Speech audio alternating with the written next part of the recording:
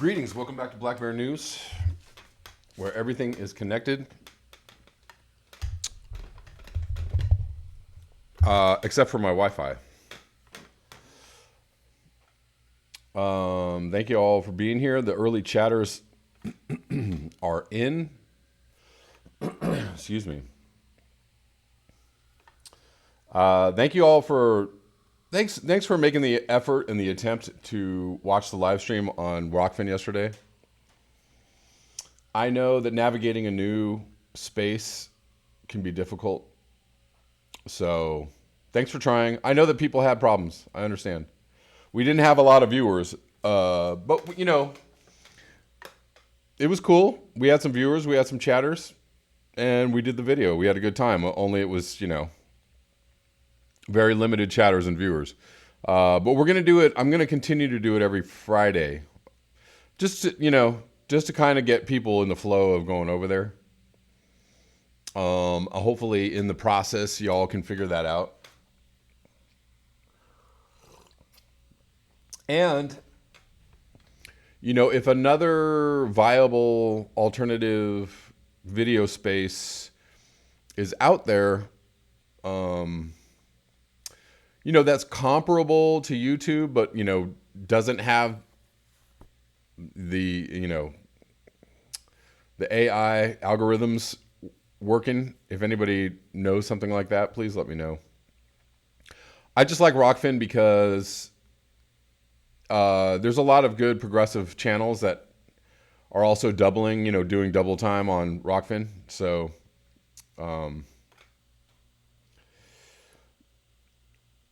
I'm not going to do the garage door yet. It's working okay. It's just sometimes the actually I've got a lot of streams. Sometimes it's just YouTube being YouTube. But maybe maybe I'll open the door. I don't know. But then anyways, thanks guys. Welcome. Please remember to like the video. Please remember to make sure that you're still subscribed. As always, we do this every single day at 11 a.m., except for Fridays, where I will be on Rockfin at 11 a.m. Otherwise, I will be here on YouTube at 11 a.m. That's Pacific Daylight Time. Rich Diana, why is it so hard to get on there? I don't know. Why was it so hard to get on there? I'm not really sure. Donald McCarthy, he made it. A few people made it. Raza was there. TCR was there. If I'm forgetting somebody, I apologize. A few people made it on there. I don't know. You just sign up for an account and then you watch videos. It's free, as far as I know. It was free to watch the live stream, so it shouldn't be really too difficult. But I know navigating a new space is not easy. So it is what it is. But in the interim, you have a whole week to download the app or whatever it is you need to do, or sign up for an account. And then, you know, maybe next Friday we'll have a few more chatters and a few more viewers over on Rockfin. Poppy Davis, you made it. Exactly, you did. Thank you. Thank you for making it. All right, let's get into some stories. I actually wanted to read a couple of early chats. Mary Jane says 40% of the food in the U.S. is wasted, and that is a conservative number. Indeed. Donald McCarthy says wasting food is like pissing on the bodies of famine victims. Indeed.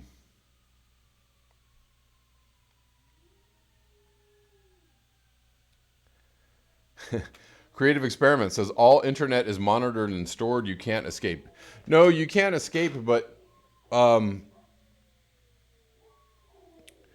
of what YouTube does with its algorithms is they're working in league with intelligence agencies. You know, they are owned by Google. Google is an arm of the intelligence agencies, plural.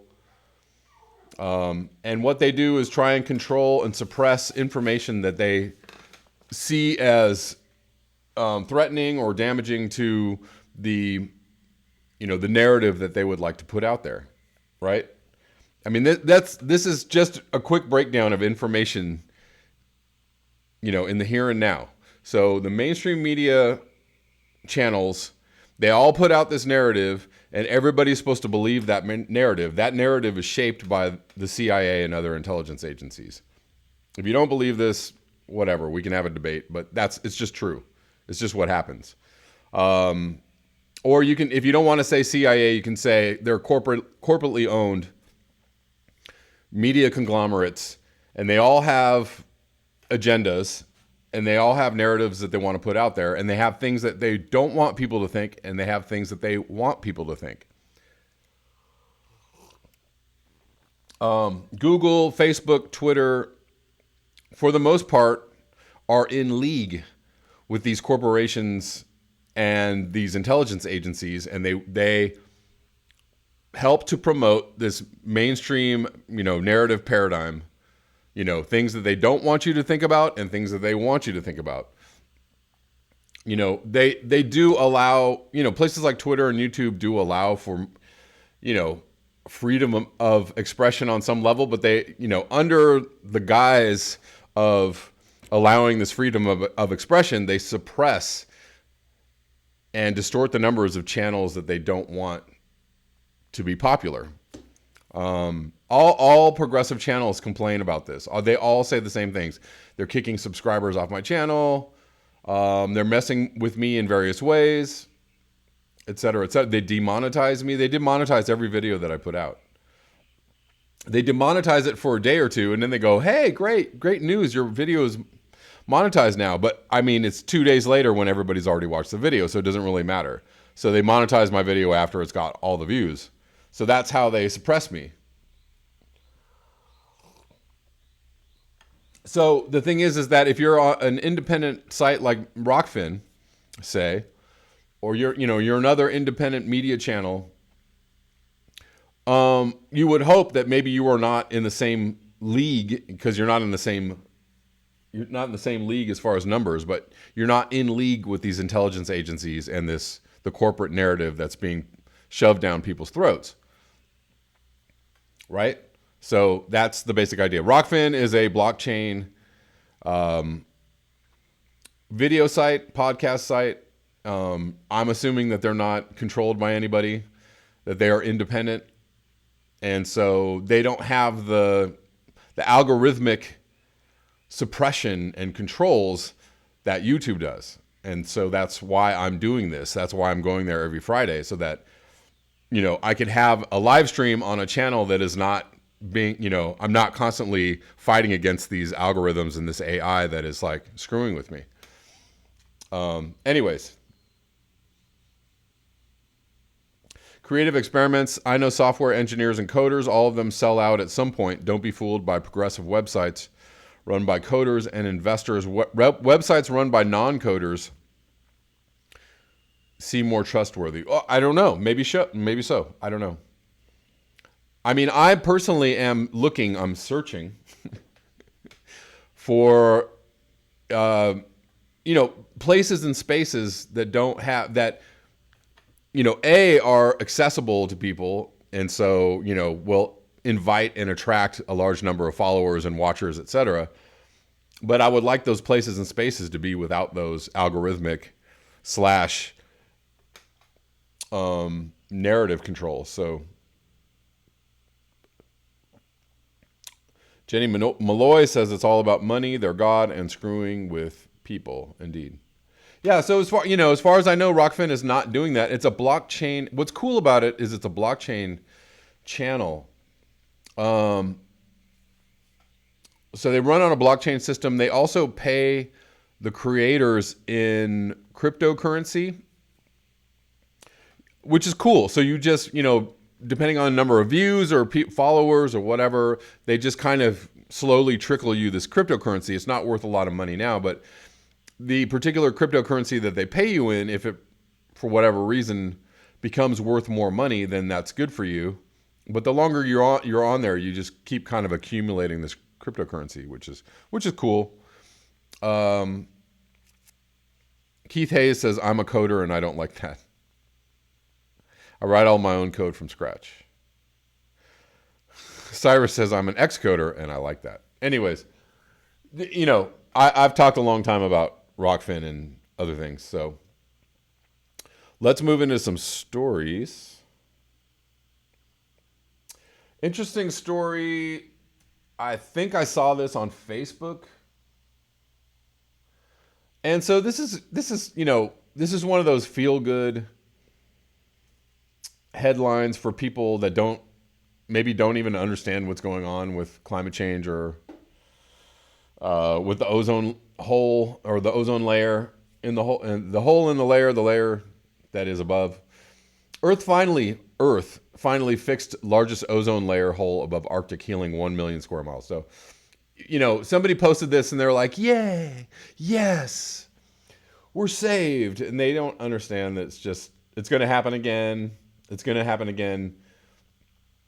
Much worse than it has already happened. So, the headline would lead you to believe that the ozone hole is fixed and we're all good to go. Steady as you go, planet Earth. Earth has several ways of healing itself from any detrimental change, with or without the current COVID-19 lockdown going on around the world. A new example of this has just been recorded as scientists confirm that 1 million square kilometer wide hole over the Arctic has now closed. It was the opening of the hole that was super concerning. That doesn't mean that it's not going to happen again the next time it gets cold in the Arctic. A rare hole in the ozone layer spreading over 1 million square kilometer an area was discovered by scientists earlier this month. The hole was understood to be a result of low temperatures at the North Pole. Had the record-breaking hole managed to move south with the air currents, it would have posed a direct threat to humans, or would have killed the COVID-19 virus, which UV actually does. So,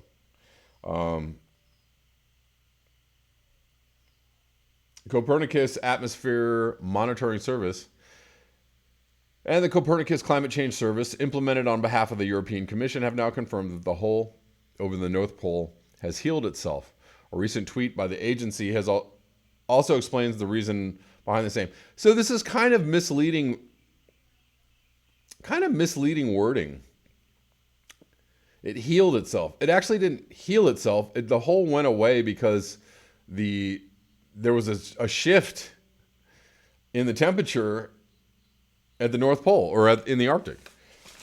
So, they're using the word healing as if it is healed, it is fixed, it is over. And that's not really what's happening. This is completely disingenuous, the title of this article and this article. But so it was really cold that, the ozone hole happened because it was very cold in the Arctic. And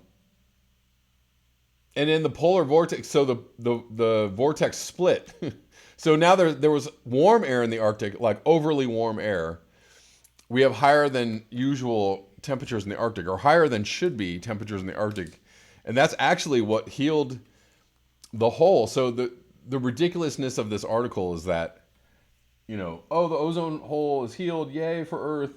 But actually what healed it was something that was insanely horrible, which is the Arctic is on fire, temperature-wise, which it's not supposed to be, but that's what fixed the hole. Anyways, note that the healing of the hole in the Earth's ozone has nothing to do with the ongoing reduction in pollution due to COVID-19 lockdown. Instead, it is because of the polar vortex, high-altitude currents bringing cold air to the polar regions. Copernicus ECMWF explains that the polar vortex experience this year was extremely powerful. Very cold temperatures inside it. This further resulted in the generation of stratospheric clouds that destroyed the ozone layer by reacting with CFC gases. Note that the use of CFC gases by humans was banned by the 1987 Montreal Protocol. So they are still there. That's why we're not healed. They still exist, these CFC gases. They didn't go anywhere. It's just that the cold air went somewhere. The cold air went away. Now that the polar vortex has weakened, causing the normalcy to return in the ozone layer in the polar region. Copernicus ECMWF predicts that it will form again, but it would not affect the ozone layer as much the next time. Are you sure about that, Copernicus? Note that such holes in the ozone layer are commonly formed above the Antarctic at the South Pole, especially during the austral spring, July to September, since the stratosphere is naturally much colder around that time. The ozone layer hole over the Arctic at this time was caused by the strong and consistent polar vortex and the resulting concentration of more ozone-depleting chemicals than usual. Whether this is at all linked to climate change on Earth is still up for debate. Okay. Anyways, just pointing out the ridiculousness of this article, but people are reposting this on Facebook like, oh boy, goody for us. Yet another way that people are misled about the actualities of climate change or ozone holes or what's really actually going on in the atmosphere. This is just, this article is completely just not really worth anything. Very fluffy, but there was a little bit of information in there. Let's move on to this next story, which is the one that I wanted to cover. In particular, on this video, USDA let millions of pounds of food rot while food bank demand soars. State officials and growers say Trump's agriculture department has been woefully slow to respond to farm crisis caused by coronavirus. This is from today. Tens of millions of pounds of American-grown produce is rotting in fields as food banks across the country scramble to meet a massive surge in demand. A two-pronged disaster that has deprived farmers of billions of dollars in revenue, while millions of newly jobless Americans struggle to feed their families. This is obviously very frustrating, concerning, and ridiculous. While other federal agencies quickly adapted their programs to the coronavirus crisis, the Agriculture Department took more than a month to make its first significant move to buy up surplus fruits and vegetables despite repeated entreaties. It's frustrating, said Nikki Fried, Commissioner of Agriculture in Florida. Fried, who is a Democrat, and much of the Florida congressional delegation asked Agriculture Secretary Sonny Perdue. These names don't even sound real. I'm sorry, I have to just pause. Your name is Nikki Fried and Sonny Perdue. I have to pause. Woo! Okay, anyways. Nearly a month ago, to use his broad authority and funding to get more Florida farmers plugged into federal food purchasing and distribution programs as the food service market collapsed. Unfortunately, USDA didn't move until last week. Tom Vilsack, that could be funny too, who served as Agriculture Secretary during the Obama administration. All right, I'm going to grow up now. Put it this way, it's not a lack of food. It's that the food is in one place and the demand is somewhere else, and they haven't been able to connect the dots. You've got to galvanize people. It has been 6 weeks since President Donald Trump and the Centers for Disease Control and Prevention first urged Americans to avoid restaurants as part of the national social distancing guidelines to slow the spread of COVID-19. A move that immediately severed demand for millions of pounds of food earmarked for professional kitchens across the country.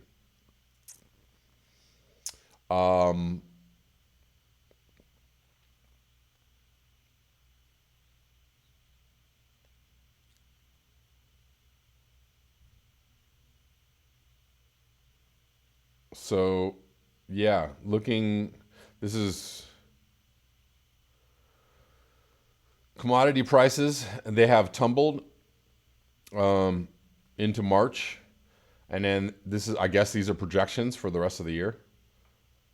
Yes, not good. Oh my God. This is not good either. Fruits and vegetables going from 1,000, let me see, 355, these are in millions of dollars, down to 461, and down to 100 for the next few months. Just 50 miles from Trump's home in Mar-a-Lago, Florida, growers, much of whose produce is destined for restaurant chains, faced an immediate crisis, find customers for surplus crops, or plow the fields under to avoid attracting pests. This is kind of a redux of the article I read a few weeks ago. Images of farmers destroying tomatoes, piling up squash, burying onions, and dumping milk shocked many Americans who remained fearful of supply shortages. At the same time, people who recently lost their jobs lined up for miles outside some food banks, raising questions about why there has been no coordinated response at the federal level to get the surplus of perishable food to more people in need, even as commodity groups, state leaders, and lawmakers repeatedly urged the Agriculture Department to step in. It would be really nice if mainstream news could actually cover this story instead of... I mean, all I've fucking heard about for 3 days is, don't drink bleach. I mean, yeah, whatever. It was a stupid thing to say, but like, literally the whole focus of media and social media has been on, the whole like, don't drink bleach story, which, okay, we got it. Enough already with that shit. Like, there are other stories that are going on that need to be covered that nobody's paying attention to. This is significant. This is a significant story. So could people possibly create some memes around this? Maybe talk about how, people are possibly starving, going very hungry, lining up for miles, with no food. The federal government being unable or unwilling or, not together enough to get this surplus food to people. Could we talk about that possibly? Seriously. Because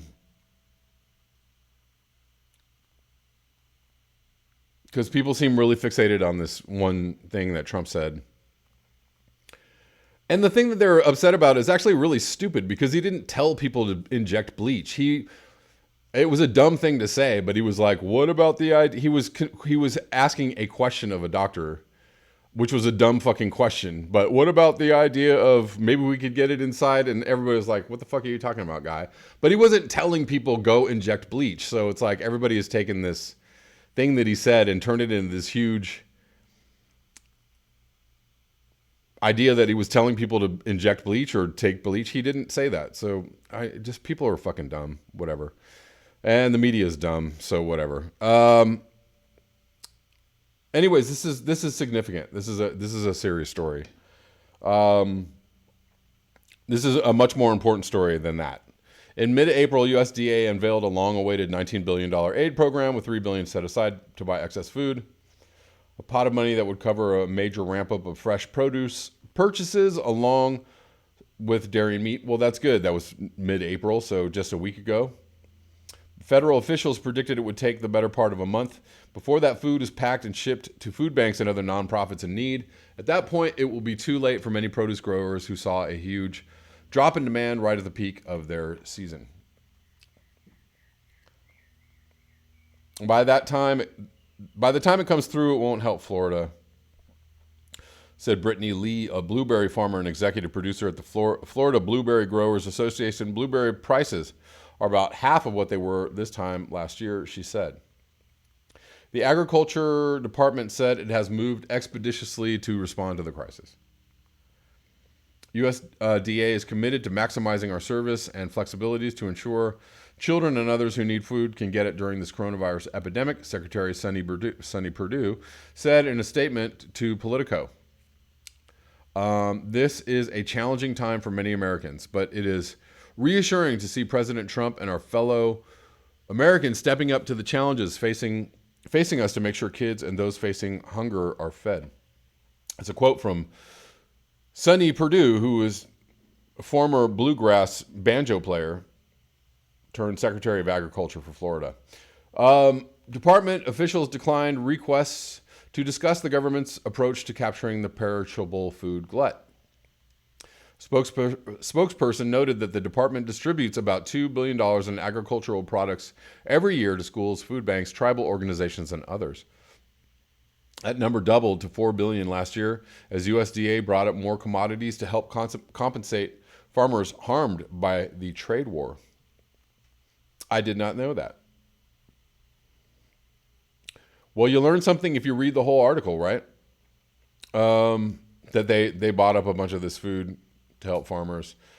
I guess that's good. Nonetheless, the coronavirus catastrophe has laid bare just how tied up in red tape the USDA's commodity buying system can be. The process typically takes months from start to finish. And the department has historically focused on buying foods that can be stored for long periods, like canned fruit and meats and cheeses, and so is not accustomed to handling an influx of fresh food.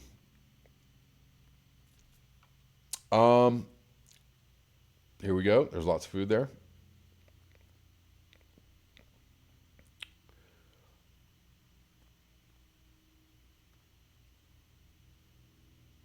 So they're trying to set up clearinghouses. A handful of states, including Florida and California, set up online clearinghouses to try to match up excess food with need in their area, but the high volumes of surplus produce often can't be absorbed by local food banks alone, making national distribution important for making even a dent in the waste.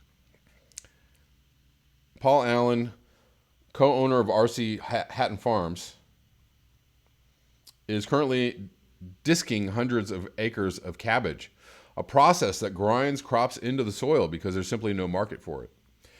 It's heartbreaking to watch, but the cabbage he grows is typically used for coleslaw at restaurant chains like KFC. Allen estimates he's left about 8 billion pounds of cabbage and 4.5 million pounds of green beans in the fields. That is horrible. We've been devastated, Allen said. His company has already donated hundreds of thousands of pounds to vegetables to food banks. The company also sent containers of produce in the Bahamas and paid for the cost of harvesting to make it all happen. Now Allen says he must decide how many of his crops are better left unpicked, not knowing when much of his customer base will be able to reopen for business.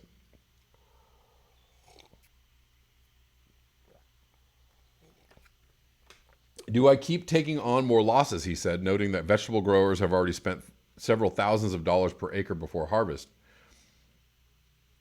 But if I stop growing food for our country, that's a bigger problem yet. So, and that really truly is, it's not that they're destroying these crops. These farmers are about to go out of business because they're taking on losses. And are they going to get bailed out? I don't know.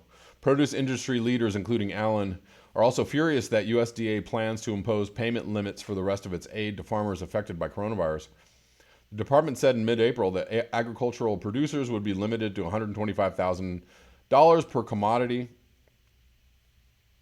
or $250,000 total, and help to compensate them for damages as it hands out $16 billion in direct payments. So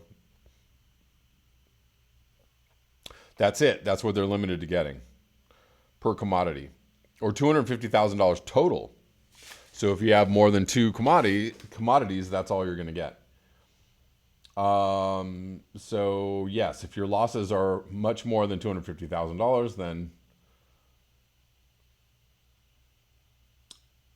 problematic. We beg them not to put a cap on it, Allen said. Farmers who grow fruits and vegetables have extremely high costs per acre and often plant at such a large scale that the payments won't even begin to cover their losses. It typically costs less than $700 per acre to grow commodity soybeans. It costs more than $4,000 per acre to grow cabbage. What is fair is not always equal, he said. While $250,000 is a lot of money for most Americans, it represents about one day's harvest for R.C. Hatton. Wow. Nearly a third of lawmakers in the House. I don't know. What do you think, guys? Is this a good? I know it kind of sucks, but is this? We're talking about industrial farming here. But the immediate effect is that, food is lost. Nearly a third of lawmakers in the House recently asked Purdue to scrap the limit, citing unprecedented damage.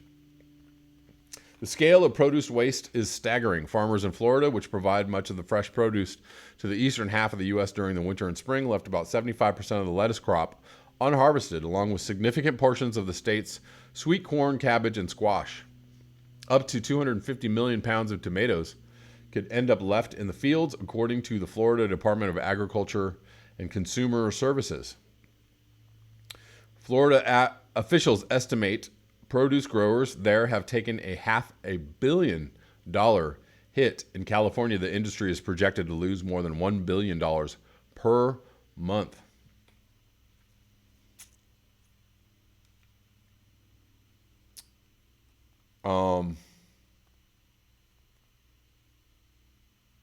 The dairy industry, for its part, estimates that its supply is currently 10% greater than domestic demand, in part because of the closure of thousands of K-12 schools, which are usually significant consumers of milk.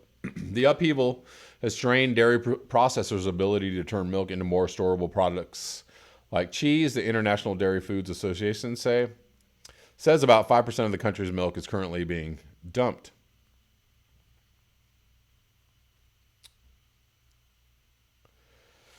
USDA's new aid package is aimed at cushioning the blow. The department says it will spend about $100 million per month on fresh fruits and vegetables, as well as $100 million each for dairy and cooked meat products every month for the next 6 months. The products will be sorted into variety boxes, reminiscent of the Trump administration's widely panned Harvest Box plan, which aimed to transfer a portion of food stamp benefits into a pre-selected box of shelf-stable and canned foods.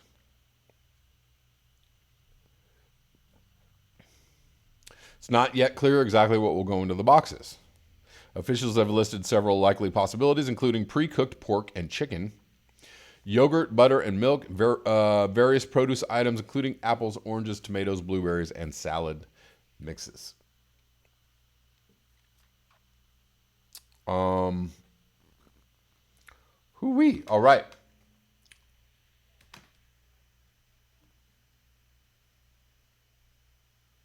Not a good situation. They're trying to figure it out. It doesn't look like they're doing a very good job.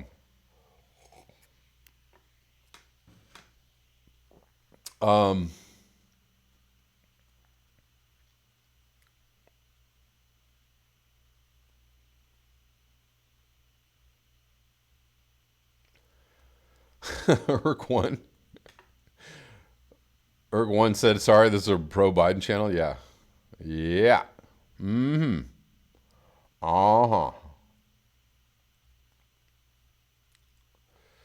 This is a pro-never Biden channel. Renee Michelle says there was no plan. Nicholas Miller says, F Trump, F Biden. This is a pro-life channel. I hope. Yeah. Pro-life as in life. As in life. Yes. As in not death. As in, yes. As in not Trump or Biden. Thank you.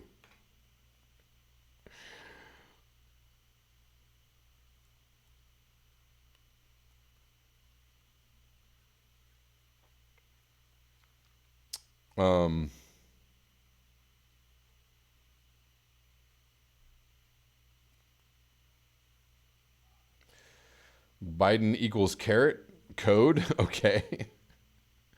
Interesting. Didn't know about that one. Osama number 5, just another dog-faced pony soldier reporting for duty.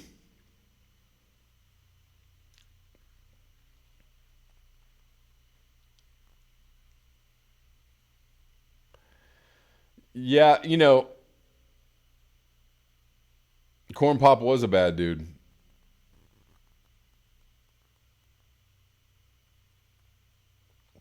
Yeah, no, my sentiments around the whole, don't ingest bleach thing is like, it's not funny anymore. It's just like getting really tiring as a meme. But it's another example of how like mainstream media takes something and like completely blows it up out of context and out of proportion and makes it like a story for like 3 days or 4 days or 5 days or however long it's been a story. And there's, really terrible stuff going on. Like they're not concentrating on, that they could actually, make into like news segments. You know what I'm saying? Arcadius says, in my country of Poland, we will experience the biggest drought in 100 years because we had not enough snow and rain this year. Food prices will rise. Yes.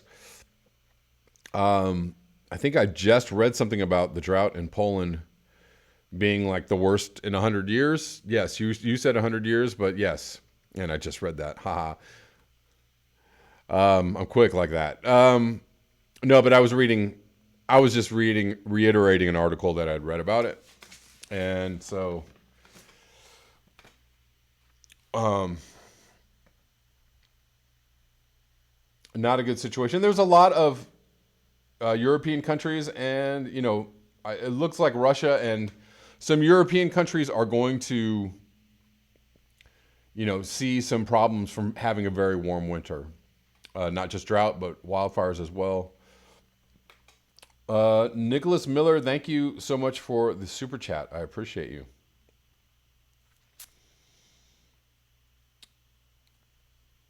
Karen Daly says Biden dropout was removed from Twitter yesterday. Wow. I didn't know that. See how they are? What was I saying in the beginning of this video? These social media sites are in the employ of the corporate / intelligence state, and they don't want you to think certain things. They don't want you to have certain information. They want their narrative to go forward, and for any their narrative folks to be suppressed. Wow. That's fairly amazing. Biden should drop out. Oh, another really interesting thing that I heard today was Jamal Thomas had a good video about the fact that there was a poll done. They asked people who should be the vice presidential pick. You know what people answered? Bernie Sanders. Bernie Sanders was the pick of most Americans for the vice president. Very interesting. It wasn't Stacey Abrams. It wasn't Elizabeth Warren. It wasn't, Pete Buttigieg. It was Bernie effing Sanders.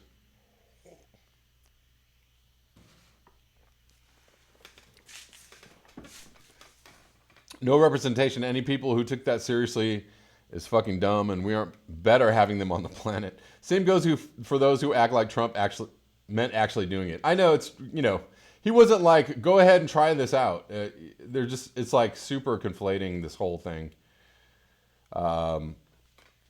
Anthony Gelbert says, Kevin, create a forum does not censor videos. Okay. Charlie Adams, coffee right here. All day, dog. I will look into it. Create a forum. Hold on. Let me create a note, because I will forget about create a forum as soon as this video ends. All right. Got it. Let's move on to another story. Bernice Sanders, Bernice. If only Bernie weren't so Bernice.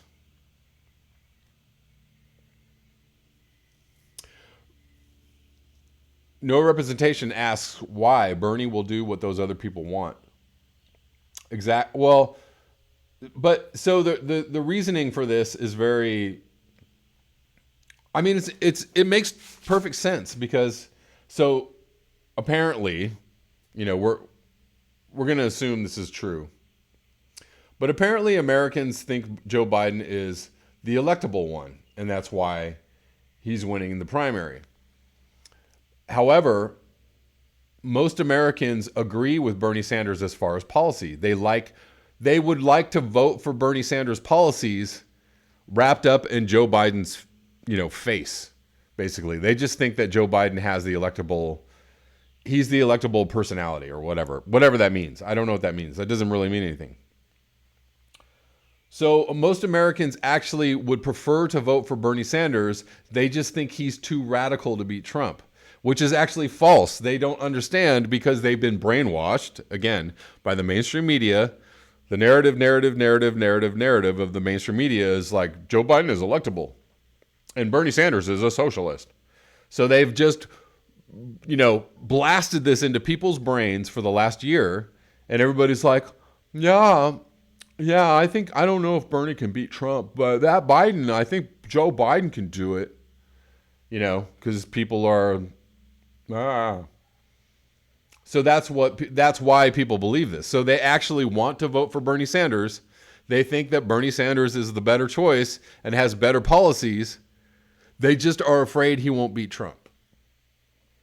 And if two people on mainstream media, if a couple people on CNN actually voice the opinion like, hey, you know what, guys? Bernie always beats Trump in these polls. Hey, you know what, guys? People actually prefer Bernie Sanders' policies. Trump, he's probably the one that could actually beat Trump. You know what, guys? Trump is actually scared of Bernie Sanders more than anybody else. He's not really scared of Joe Biden. If two talking heads on CNN said that a couple times a week, people would go, yeah, screw this Joe Biden guy. We're going with Bernie Sanders. But, yeah, the narrative is strong. D-Truth can't a Biden. The narrative is strong. The media is very powerful. And Jenny Malloy, Big Brother is here, and he is a dick. Indeed. Okay, let's move on. I want to cover this.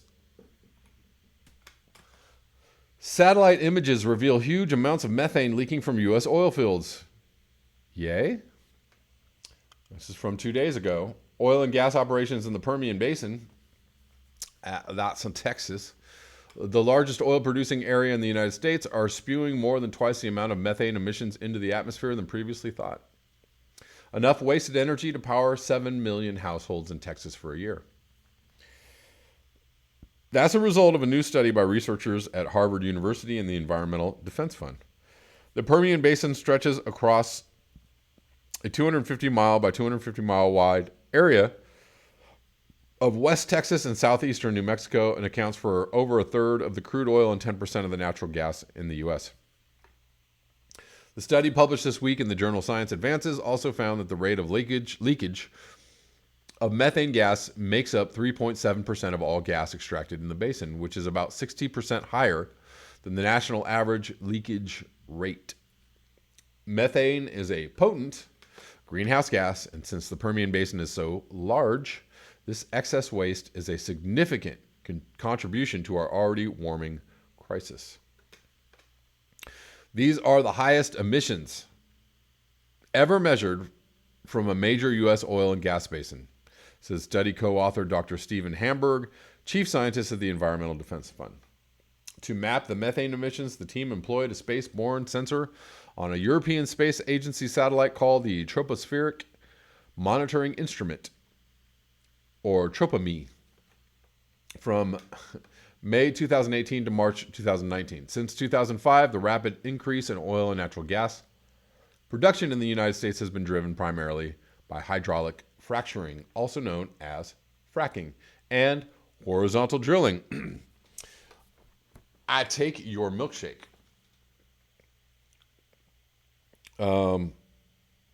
I drink your milkshake. Horizontal drilling. While some see the leaked methane gas as a big waste of natural resources, others are focused on the danger posed by methane. Those others being the really smart people. Methane is an extremely powerful heat-trapping greenhouse gas, much more potent than its more well-known counterpart, carbon dioxide, CO2. There is 225 times less methane in the atmosphere than there is CO2. But because of its powerful heat-trapping qualities, methane is contributing about 25% of the current rate of global warming. Wow, 25% of the current rate. Did you all know that? I don't know if I knew that.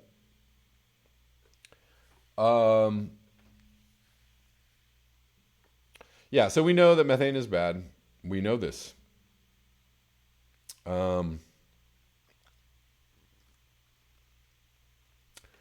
Yeah, well, this just indicates how disgustingly dirty the fossil fuel industry is. They're going to go on to talk about how we can fix this, how we can mitigate this situation, blah, blah, blah. Thank you, Nicholas Miller, for the super chat. I really appreciate you. Thank you so much. Charlie Adams, TV is a joke. And that's no joke.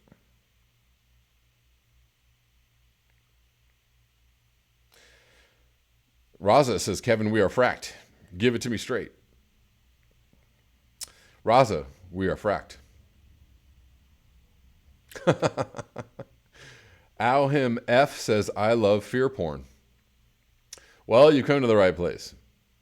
If you're looking for some high quality fear porn, Black Bear News is your channel. Let's move on, guys. Interesting stuff. Here, this is from a week ago. No, 10 days ago. What does this mean? Does anybody know what this means? Attorney General Bill Barr refuses to release 9/11 documents to families of victims. Refuses. What does this mean? Barr says he cannot even explain why the material must stay secret without putting national security at risk. Months after President Donald Trump promised to open FBI files to help families of the 9/11 victims in a civil lawsuit against the Saudi government, the Justice Department has doubled down on its claim that the information is a state secret. We really can't. We really can't let you see what's in there. I mean, we would like to, but we can't. We just couldn't. In a series of filings just before a midnight court deadline on Monday, the Attorney General William Barr, the Acting Director of National Intelligence Richard Grenell, and other senior officials insisted to a federal judge in the civil case. The judge sits on a bench, so it's called a judge. That further disclosures about Saudi connections to the 9/11 plot would imperil national security. Well, now, we can't let you see what's in there because, well, that would make us unsafe. But the administration, unsafe, us meaning us. The administration insisted in court filings that even its justification for the secrecy needed to remain secret. So the reason it needs to remain secret is also secret. 4 statements to the court by FBI and Justice Department officials were filed under seal so they could not be seen by the public. An additional 5, including one of the CIA, one from the CIA, were shared only with the judge and cannot be read even by the plaintiff's lawyers. Barr insisted to the court that public discussion of the issue would reveal information that could cause the very harms my assertion of the state secret's privilege is intended to prevent. Meaning, if somebody knew about what actually happened, the pitchforks would come out and cause some real harms. What the various security agencies are trying to hide remains a mystery. Do you guys know what it is? Can you tell me what that is? Since the plaintiffs filed their lawsuit in federal district court in New York in 2017, their primary focus has been on the relationship between the hijackers, which were mostly Saudis. Or wait, were they all Saudis? I believe they were. And relatively low-level Saudi officials. Those include at least 2 Saudis who crossed paths in Southern California with the first 2 al-Qaeda operatives who were sent to the United States by, get this, Osama bin Laden in January 2000. Osama bin Laden, who was a CIA asset, but, he quit the job. You know what I mean? He left. He got jumped out of the gang. He was rogue. Yet the broad outlines of the hijackers' connections to those 2 Saudi officials, a diplomat at the kingdom's Los Angeles consulate, and a suspected Saudi spy living as an exchange student in San Diego have been publicly known for years. The FBI shared thousands of pages of its files on the plot with the bipartisan 9/11 Commission, which explored them in its 2004 report. We explored it.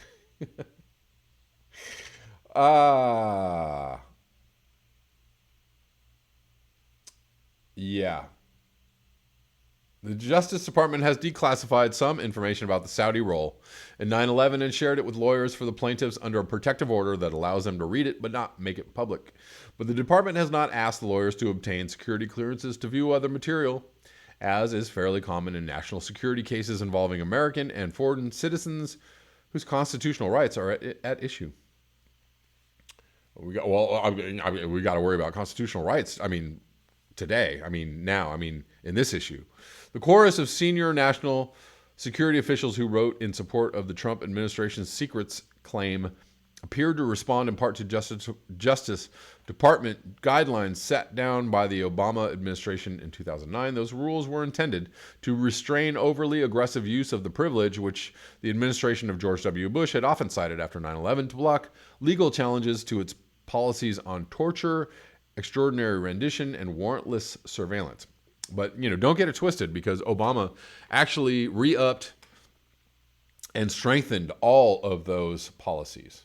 Every one of them. Even though they were like, we're going to tell you that this is not a good idea.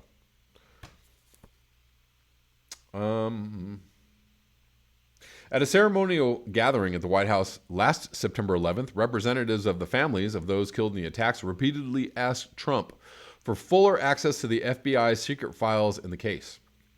According to more than half dozen people who were at the meeting, he assured several of them he would help. He looked us in the eye on 9/11. He shook our hands in the White House and said, "I'm going to help you. It's done," recalled one of those present, Brett Eagleson, a banker whose father was killed in the World Trade Center. I think the 9/11 families have lost all hope, but the president is going to step up and do the right thing. He's too beholden to the Saudis. Well, you had hope that he would do the right thing. You had some hope that Trump would do the right thing. There's your first problem.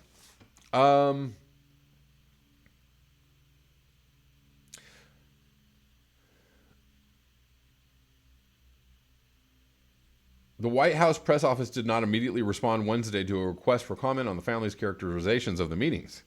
One day after the encounter, Justice Department officials agreed to release the name of one mid-level Saudi religious official who had been tied to the case in an FBI document that had been partially declassified earlier. At the same time, however, Barr asserted that state secrets privileged to protect other FBI documents sought by the families. The latest flurry of statements supporting the claim responded to challenges from the plaintiffs. Although the close alliance between the United States and the Saudi kingdom has survived countless moments of tension, it has frayed in recent months in ways that could prove helpful to plaintiffs in the 9/11 lawsuit.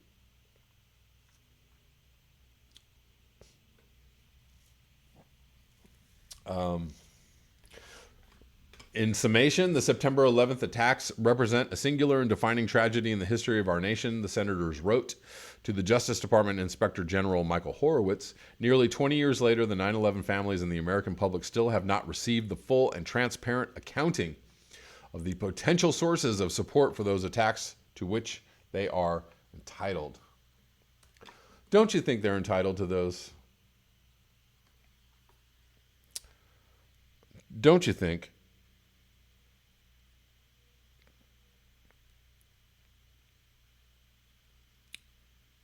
Osama number 5, all dead. I think you're referring to the hijackers, yes?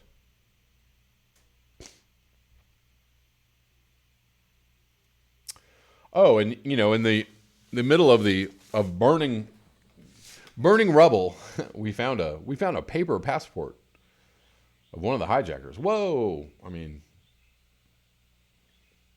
everything else was destroyed, but this paper passport survived. Wafted on down to the street, where the FBI picked it up and said, "What's this?" "It's a paper passport of one of the hijackers." "Oh, we found it. It's proof."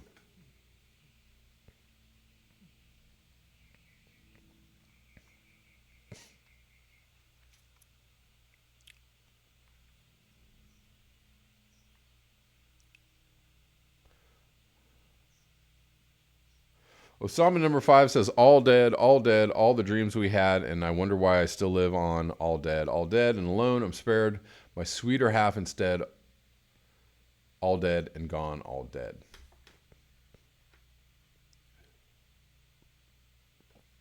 Oh, the other Osamas. Yes, the other Osamas, indeed. There were many Osamas. If you've ever seen old video footage of Osama, speaking from his secret lair.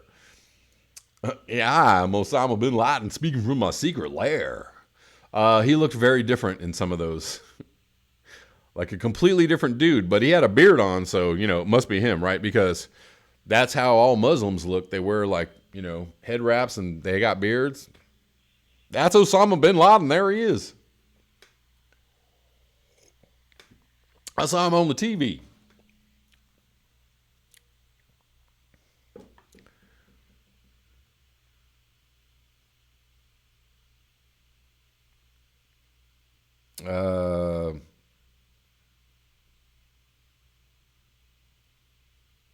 Aaron Jackson, I don't know who are you talking to me? No, I don't know who you're talking to. Aaron Jackson, the point is, Kevin, people listen to him, and when people listen to somebody, they end up misinterpreting what he said. So consequently, by their interpretation, Trump did say go. No, he didn't say that, dummy. That if you're that stupid, I mean, this is called like, what the fuck? Darwin Awards, man. Like, look, dude, people walk into buses looking at their phone every day. People do stupid shit every day and go get fucked up. If you took that as him telling you to go drink bleach, you're a fucking idiot. Like, and if you think that's what he said, you're a fucking idiot. That's not what he said. You didn't actually listen to what he said. So I'm sorry, man. I disagree.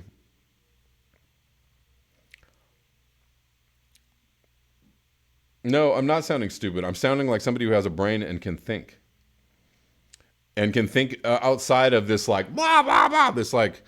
This megaphone of media like blasting at people like, oh my God. They're like, it's just, I don't know. Oh, it's a Queen song. I figured it was a song and I did not know which one. Thank you, Gwen. Yeah. Irk1 says Noam Chomsky and Howard Zinn were recommended reading by Osama. And there you go. Yes, you're right. Anthony Davis and fucking idiots abound in Trump's world. Well, and that's the other thing too, is like, one of the, I guess the best meme was like, if you think that's what Trump said, go for it. Right? Like whatever. Again, encouraging somebody winning the Darwin Awards is not a really nice thing to do, but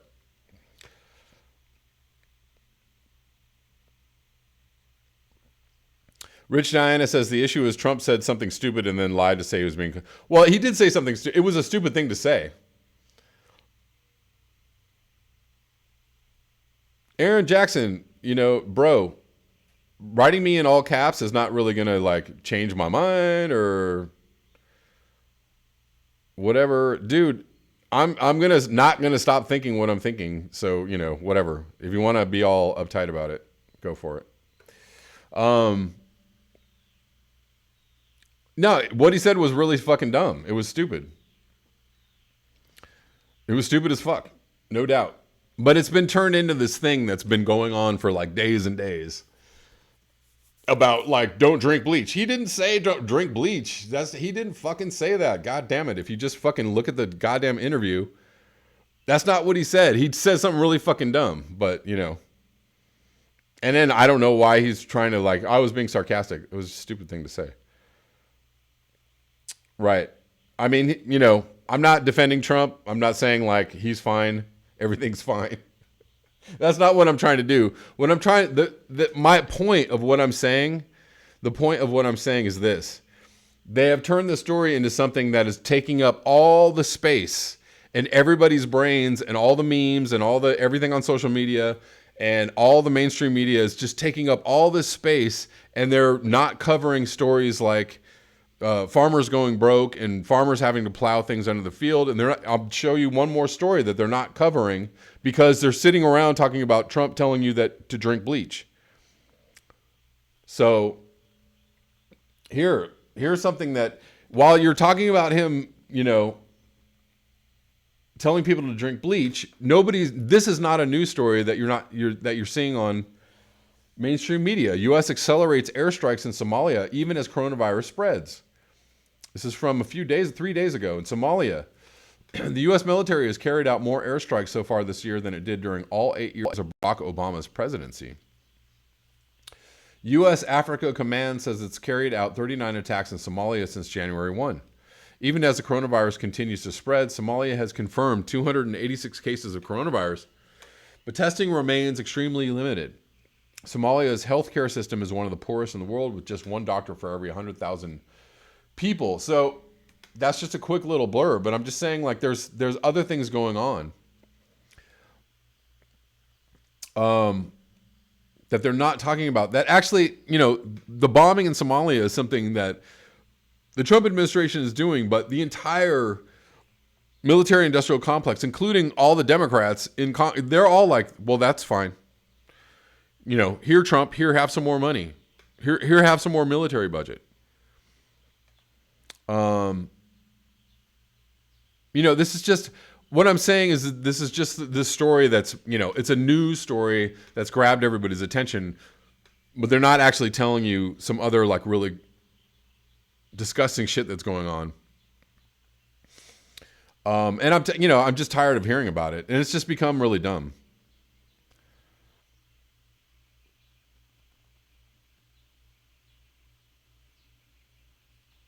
Poppy Davis says, you're right, Kevin. 3 days of the same Trump story is a record. Usually he does something worse within a day. I know. That's what the other thing that's ridiculous is, like, really terrible things happen and it's like gone in like 24 hours or 48 hours. This has been going on for like all week. The entire week I've been hearing about this Bleach thing. I'm like, are we going to hear about another news story? Is something else going on? Can they talk about how they're, ripping off millions of Americans, how they're giving away money to, all the corporate? No, we're not going to hear about that. We're not going to hear about how all the corporations are totally fine and bailed out now, but Americans are still waiting for their fucking stimulus checks. And people are lining up for food. Anyways, Kiro, what's going on? Hello from New Mexico. New Mexico. I like New Mexico. New Mexico is a beautiful place. I enjoy it so.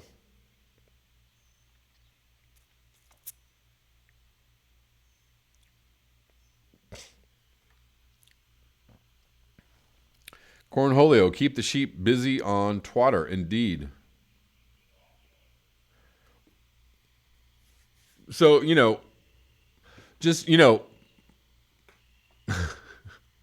we all know that Trump is bad. Trump bad. Okay, we got it. Just, when somebody's like screaming, in full caps about Trump is the coming of the Antichrist. Ah. I mean, just fucking, yes, we got it. He's bad.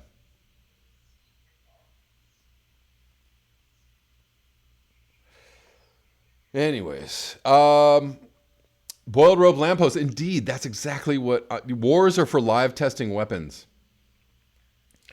And I was just thinking about, why are they bombing Somalia? Like, who are they possibly bombing in Somalia with that many bombs?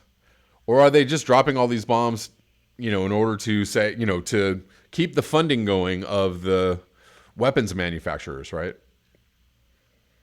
Well, we've had a record bombing day in Somalia. We need some more bombs. We need another order of bombs, Raytheon. Right? We need more money for the military budget because, man, we're bombing like crazy in Somalia, right? Who are they bombing? What are they bombing? No, it doesn't matter. They're just bombing. Kiro Hikes, breaking news, Donald Trump is an asshole. I mean, Jesus. It's like, yeah, message received. I know. Oh, Kim Jong-un didn't even cover that story. Didn't even talk about Kim Jong-un. But he is officially dead. Is he officially dead? Nobody knows for sure, but the word is that Kim Jong-un, word on the street, is that Kim Jong-un is muerte. Gone. What does this mean for the future of North Korea or North Korean-American relations or for international stability? Nobody knows.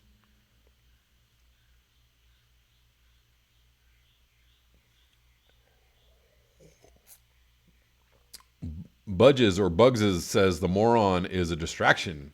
Yes, the ultimate distraction.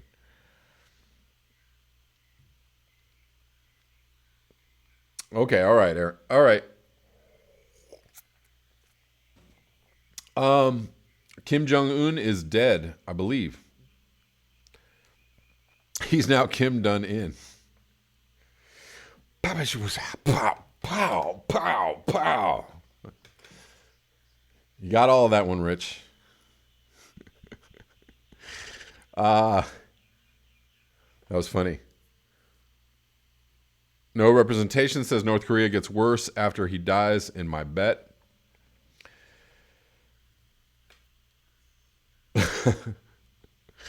Kim Jong Un, good night, sweet prince.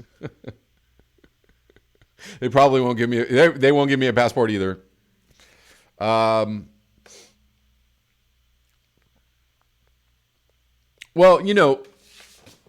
actually, unfortunately, Kim Jong Un and Donald Trump had a relationship, and there was a whole thing about peace between North and South Korea going on. So, what does this do to that? There's a relationship. We have a diplomatic relationship with North Korea. So where does that put all that in perspective? I don't know. Yes, Kim Yo Jong is his sister, and that's what I heard. It would be awesome, I guess, if she would take the place. I don't know much about her, but Nico House was saying that they're too patriarchal in North Korea to allow his sister to take power. I don't know, but I don't know anything about his sister. Maybe his sister is a bloodthirsty. Maybe his sister is the worst, the most evil despot ever known to the planet Earth. As soon as she takes power, I don't know.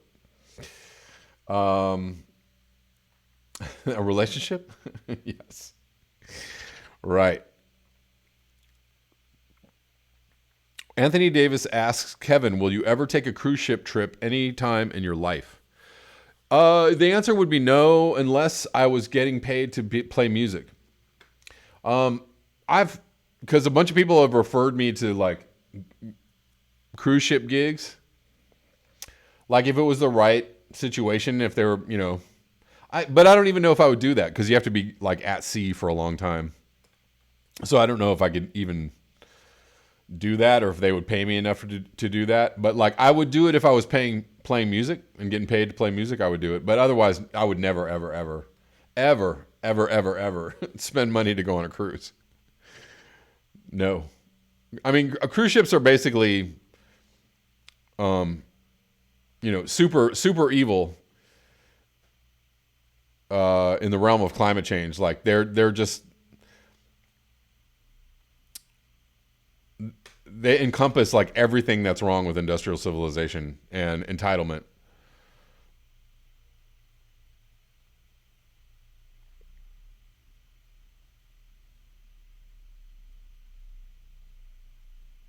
Kim's sister, she's the only person he didn't kill.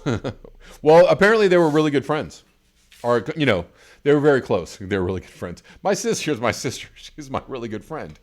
But you know what I'm saying. They were very close. That she was like his confidant. That So, does that mean she's next on the list to be taken out? Nobody knows.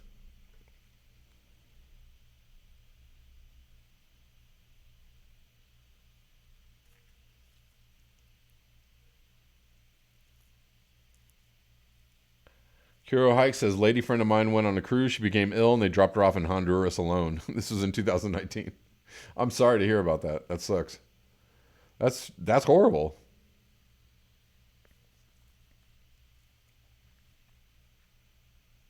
Yeah, I mean, I would never really like willingly, like, yay, all right, cruise ship vacation. I would never do that.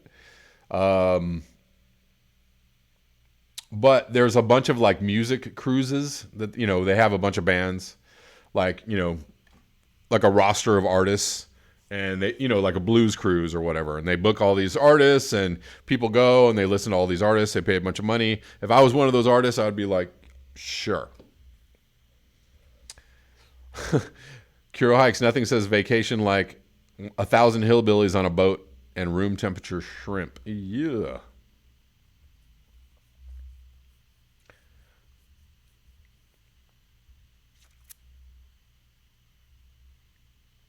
All right, guys, I have reached the end of my time. Thank you so much for jumping on here with me and getting in the chats with me. Thank you for your eyes, your ears, and your conscience. I will be back here tomorrow at the same bat channel at 11 a.m. Pacific Daylight. Until next time, peace.